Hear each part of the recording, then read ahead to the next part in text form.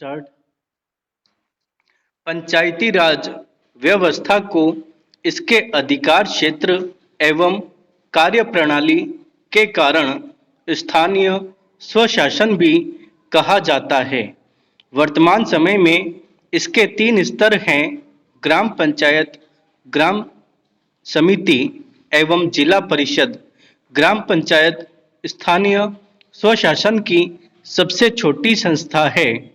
एक गांव या कुछ छोटे छोटे गांवों को मिलाकर पंचायत का निर्माण किया जाता है। 18 वर्ष से ऊपर के सभी वयस्क गांववासी ग्राम सभा के सदस्य होते हैं। ग्राम सभा के सदस्यों द्वारा नियत समय पर ग्राम पंचायत का चुनाव किया जाता है, जिसमें एक प्रधान अथवा सरपंच के अतिरिक्त कुछ पंच भी होते हैं। इन पंचों की संख्या 5 से लेकर 15 तक हो सकती है। ग्राम पंचायत का कार्यकाल सामान्यतः 5 वर्ष का होता है। ग्राम पंचायत मुख्यतः 3 कार्यों में अपना योगदान देती है। ये कार्य हैं: नागरिक सुविधाएं, समाज कल्याण के कार्य एवं विकास कार्य। सामाजिक सुविधाओं के अंतर्गत नागरिकों के उत्तम स्वास्थ्य एवं जीवन के लिए सफाई, गंदे पानी के निकास, पीने के लिए स्वच्छ जल, सुविधाजनक आवागमन के रास्ते तथा प्रकाश की व्यवस्था करने के अतिरिक्त बच्चों की शिक्षा के लिए स्कूलों की समुचित व्यवस्था करना भी ग्राम पंचायत के कार्यों में शामिल है। समाज कल्याण के कार्यों के अंतर्गत ग्रामीण लोगों के जन्म एवं मृत्यु संबंधी आंकड़े रखने के साथ साथ कृषि विभाग एवं पशुपालन में भी ग्राम पंचायत की भूमिका अहम होती है। ग्राम विकास के लिए ग्राम पंचायत सड़क, नाली, तालाब, पुस्तकालय, स्कूल, अस्पताल, सामुदायिक भवन इत्यादि का निर्माण करवाती है। वास्तव में देखा जाए तो पंचायती राज व्यवस्था सत्ता के विकेंद्रीकरण की व्यवस्था है, जिसका मुख्य उद्देश्य ग्रामीण समुदाय को विकास के पर्याप्त अवसर उपलब्ध कराना एवं उसे राष्ट्र की उन्नति में सक्रिय रूप से सहयोगी बनाना है। लेकिन सही मायने में अब तक इन उद्देश्यों की प्राप्ति नहीं हो पाई है।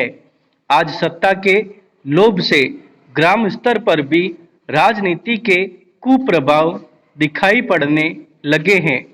जातिवाद में वृद्धि, आर्थिक सामाजिक वैमनस्यता एवं चुनावों के दौरान हिंसा की घटनाओं ने ग्राम पंचायतों की प्रासंगिकता पर ही सवालिया निशान लगा दिया है। ग्राम पंचायतों को इनसे ऊपर उठकर गांवों के विकास की बात सोचनी होगी, जिससे गांवों का वास्तविक विकास हो सके तथा ग्रामीणों का शहर की ओर पलायन पर नियंत्रण हो। भारत गांवों का देश है एवं ग्राम विकास में ग्राम पंचायत की मुख्य भूमिका होती है। इसलिए ग्राम पंचायत का सुचारू रूप से कार्य करना न केवल गांवों बल्कि पूरे देश के हित के लिए भी आवश्यक है। महात्मा गांधी ने भी कहा था, भारत विश्व का सबसे बड़ा लोकतांत्रिक देश है। स्वतंत्रता प्राप्ति के पश्चात इसने सभी क्षेत्रों यथा सांस्कृतिक, आर्थिक, राजनीतिक इत्यादि में उल्लेखनीय प्रगति की है। लगभग 200 वर्षों तक ब्रिटिश उपनिवेश रहने और स्वतंत्रता प्राप्ति के पश्चात भी भारत के सामने गरीबी, भूखमरी, बेरोजगारी, निरक्षरता इत्यादि जैसी कई चुनौतियां थीं। स्वतंत्रता मिलने के पश्चात भारत ने नियोजन की दृष्टि नीति अपनाई तथा वर्ष 1951 से प्रारंभ विभिन्न पंचवर्षीय योजनाओं के माध्यम से सभी प्रकार की चुनौतियों का सामना करते हुए सराहनीय प्रगति की है। वर्ष 1951 से अब तक भारत में 12 पंचवर्षीय योजनाएं क्रियान्वित की जा चुकी है और वर्ष 2015 से इस कार्य को नवनिर्मित संस्था राष्ट्रीय भारत परिवर्तन संस्थान NITI संक्षेप में नीति आयोग के माध्यम से किया जा रहा है, जो भारत को वैश्विक स्तर पर महाशक्ति बनने की दिशा में सहयोग कर रहा है।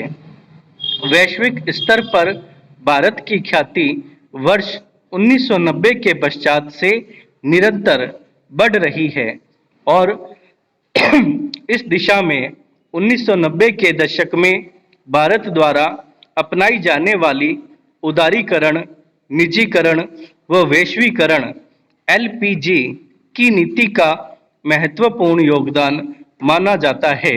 यद्यपि यह नीति भारत द्वारा कठिन परिस्थितियों में अपनाई गई थी। इस समय देश की आर्थिक स्थिति बहुत दयनीय थी।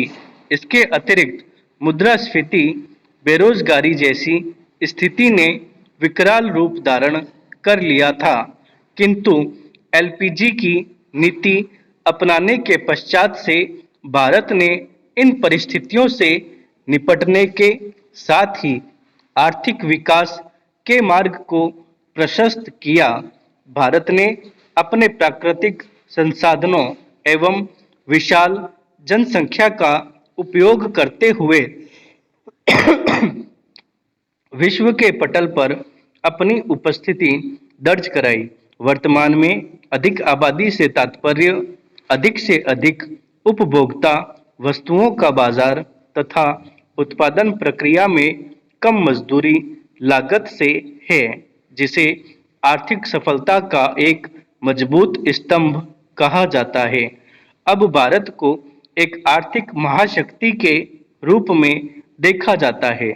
इसे तथाकथित भावी विश्व शक्ति चीन का सबसे ताकतवर प्रतिद्वंद्वी और संयुक्त राष्ट्र सुरक्षा परिषद का भावी स्थायी सदस्य समझा जाता है।